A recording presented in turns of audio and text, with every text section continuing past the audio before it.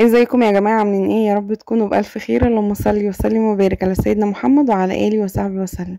تقريبا كده داخلة في 10 ايام، ولا سمعتولي حس ولا سمعتولي خبر. عايزة اقول لكم طالعين من شهر رمضان عندنا كسل غير طبيعي. اقسم بالله تقريبا مش انا بس، انا كل ما اسال حد كده.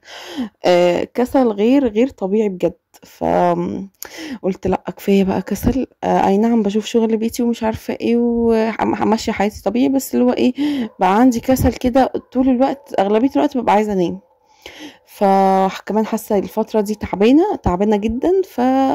قلت كده اخد هدنه بعد رمضان، وبعد طبعا هدة رمضان والتنفيذ ومش عارفة ايه والحاجات بقى اللي كنا بنعملها في رمضان دي. قلت اخد هدنة كده من التصوير ومن كل حاجة، وبعد كده ايه ابقى ارجع بقى اشوف الشغل بتاعي واشوف بقى ايه هنجيب ايه ونعمل ايه ونحط ايه ونغير ايه ونطبخ ايه والكلام ده كله. المهم فيديو النهاردة رايحة كده عند ماما.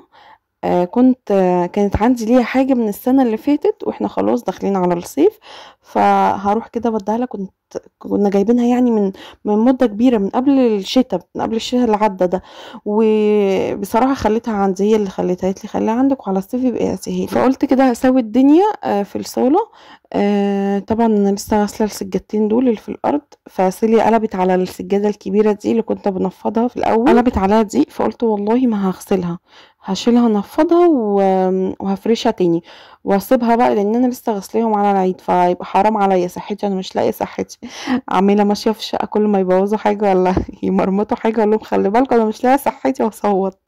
فقلت اسيبهم كده نقضي بيهم مثلا الايام دي، وعلى الشهر الجاي باذن الله ان شاء الله كده هبقى اشيل بقى السجاد ده، اغسله واشيله، لان احنا خلاص داخلين على صيف. فهستخدم بقى السجاده اللي هو عندي التاني بتاع الركنه القديمه، هحط كده السجادتين قصاد بعض، والسجاده الكبيره احطها هناك.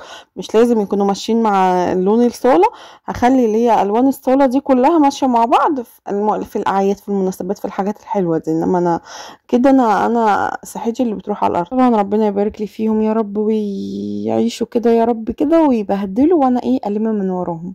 فنفضت طبعا الصاله وحبيت ديتول كده. انا بشيل السجاد بكنس، وبعد كده بحط الديتول وبمسح على طول. عايزه اقول لكم ممكن اعمل الموضوع ده مرتين في اليوم، اللي هو الصبح دلوقتي زي ما انتم ما شايفين كده، حوالي الساعه كانت 10 الصبح، ونيجي تاني على الساعه 7 بالليل او حاجه اعمل نفس الموضوع تاني. يعني بقت سهله، فاهمين؟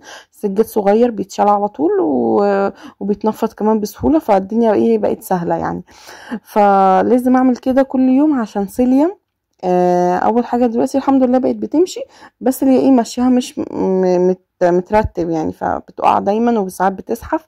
فعشان ايه ما فيش اي حاجه، بتلاقي اي حاجه في الارض طبعا فبتاكل. فببقى حريصه جدا ان حاجه تبقى في الارض. لازم اشيل واكنس واعمل كل يوم بالظبط كده نفس الموضوع، عشان سيليا وهي صغيره كان عندها 7 شهور.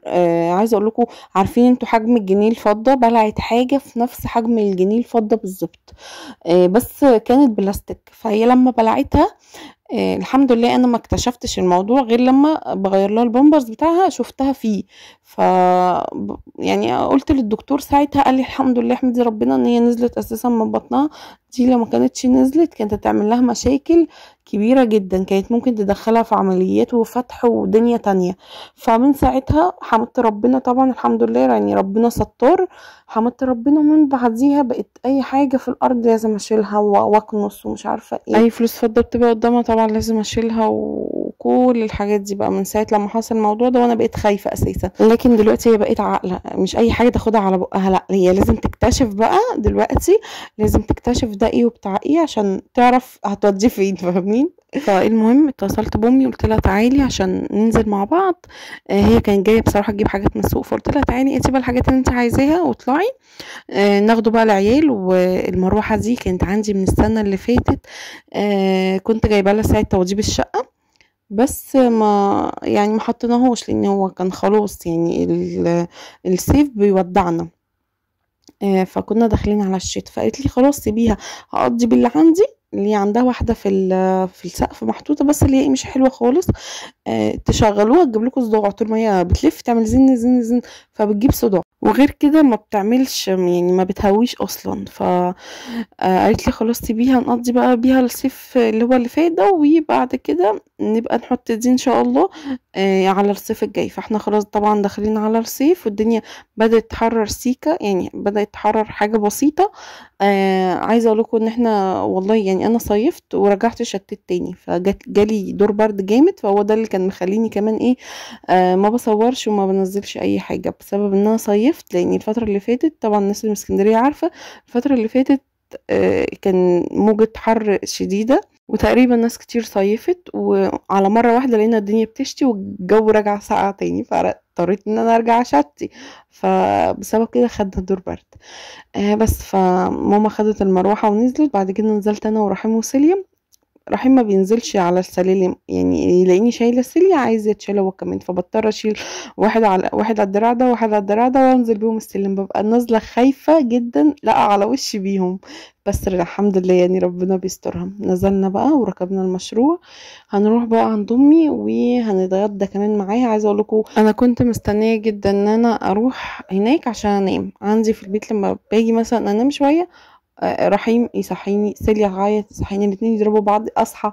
ف بستنى ان انا يعني اروح هناك عشان ايه، يعني اخد قيلولة كده ساعة ولا ساعتين على بعض، مفهومش ايه تقطيع ولا حد يصحيني ولا اي حاجة يعني، فاهمين. والله كان ورايا مشوار اليوم ده مهم جدا بالنسبة لي، كنت عايزة اروح اجيب اللي هي البوسي بتاعة القعدة لرحيم، لان انا حاليا بقلع البامبس عشان خلاص دلوقتي عنده سنتين وشوية، فبقلعه البامبس، فعايزاه يتعود على الحمام. فعارفين انتوا اللي هي البوسي اللي بتتحط على القعدة دي وهو يطلع عليها تقريبا بدرج او بسلالم، فدي عايزة اجيبها له. لاني انا كل ما اجي اقلعه البامبس ومثلا اقول له يروح حمام، او مثلا هو بيجي يعمل حمام يقول لي بيه وكده بينسى ويعمل تاني على نفسه. فانا مش عايزه الموضوع ده، انا عايزه اقطعها خالص، فعايزه اجيب له اللي هو البوسي ده عشان اعوده ان هو يطلع ويقعد على القعده ذات نفسها. فان شاء الله لما انزل تاني هجيبها له، لاني عايزاه يقطع البامبس خالص عشان اوديه الحضانه ان شاء الله شهر 7 الجاي باذن الله. الاكل بيجي لنا واحنا على السرير هناك بقى، انا اللي هو محضر الاكل واقعد اكل ده واشرب ده واحضر لده واسخن لده. انا مش همشي من هنا غير وابني عريس. خدي بعضك وتمشي. كبده اسكندراني، فلفل الوان وبصل وثوم والكبده ومكرونه سباكيتي. عايزه اقول لكم الطبق ده طعمه تحفه خطير، من اكتر الاكلات اللي انا بحب اكلها دي. اتغدينا هناك. عايزه اقول لكم المكرونه اللي امي كانت عاملاها دي كانت جميله جدا، والكبده في ناس هيقولوا لي الكبده الاسكندراني ما بتتعملش كده، احنا بنعملوها كده، احنا بنحط عليها فلفل الوان ونحط عليها بصل ونحط عليها كل حاجه، دي بالنسبه لنا كبده اسكندراني. فبعد بقى ما اتغدينا وخلاص خلصنا دنيتنا وسهرنا شويه، قلت لهم يلا البسوا تعالوا ايه معايا نتعشوا بقى هناك وباتوا معايا. فرجعنا كلنا مع بعض، وكمان عشان رحيم كان شبطان في امي، بحب امي جدا، فشبطان ان هو يقعد معاها مش عايز يجي معانا، فقلت لنا لا خلاص تعالوا انتوا معانا ونتعشوا بقى مع بعض ونسهر بقى في البيت عندي. شروق نزلتها الهايبر عشان تجيب لي بانيه، اللي هو البانيه اللي بيبقى متبل كده، بس مش كده، ده طعمه مش حلو خالص، مش حلو ابدا. كنت عايزه ستريبس، قلت بحيث ان هو يعني يبقى جنب البرج، لاني كمان جايبين عيش فينو، هنعمل بقى سندوتشات عيش فينو كده، بس هي جابت ده، ويعني استغفر الله العظيم يا رب اللي عامله، او هو معمول بطريقه مش حلوه خالص، ومفهوش يعني مفهوش لحمه، مش عارفه هو عجينه متبلينها ايه ما تعرفوش، فما عجبنيش طعمه. فقلت يلا مش مشكله، بعد كده قلت لها ما تجيبليش منه. هحمر بقى البرجر وهبتدي نبتدي بقى بعد كده انا وشروق نحط كده في السندوتشات وايه، ونحطهم كده في الصينيه، وجايبين شيبسي وجايبين حاجه ساعه، يعني دلعنا نفسينا اليوم ده. المهم عايزه اقول لكم على حاجه، هو انتوا المفروض الطفل بيروح حضانة وهو عنده كام سنة؟ عشان رحيم هيكمل شهر 7 الجاي ان شاء الله باذن الله على خير، هيكمل 3 سنين، فالمفروض ان انا اوديه حضانه بقى خلاص. انا عايزه انزله الحضانه لان انا دلوقتي بعلمه، يعني بقعد اتكلم معاه كتير، فبدا الحمد لله ان هو يتكلم. بقلعه البامبس دلوقتي خالص عموما، اللي هو يعني يدخل الحمام على طول، ما يستنانيش حتى ينادي عليا، لا بعوده ان هو يدخل الحمام على طول.